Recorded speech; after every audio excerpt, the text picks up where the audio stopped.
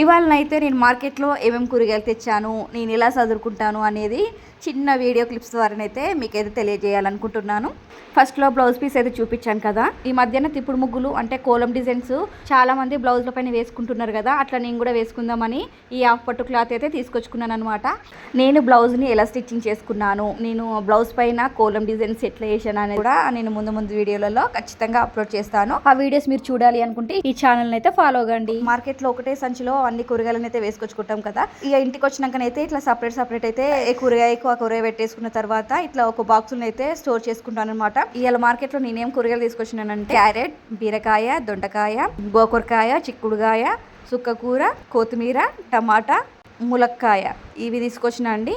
ఇవి నేను ఎట్లా స్టోర్ చేసుకుంటాను అనేది వీడియోని అయితే చూసేయండి. సుక్కకూర, కొత్తిమీరని అయితే మొత్తం ఆకులు అయితే తెంపేసినాక ఒక డబ్బాలో వేసి న్యూస్ పేపర్ అయినా లేదా టిష్యూ పేపర్ తోటి అయినా క్లోజ్ చేసేయాలి. అట్లయితే కొత్తిమీర ఖరాబ్ కాకుండా ఉంటుంది. తర్వాత ములక్కాయలు కూడా పైన ఉన్న పొట్టును మొత్తం తీసేసి వాటిని అయితే డీప్ ఫ్రిడ్జ్లో స్టోర్ చేసుకుంటాను. అట్లయితే వారం రోజులైనా సరే ఖరాబ్ కాకుండా ఉంటాయి అనమాట. టమాటాలు అయితే బయటనే పెట్టేసుకుంటా, ఫ్రిడ్జ్లో అయితే ఏం పెట్టేయను.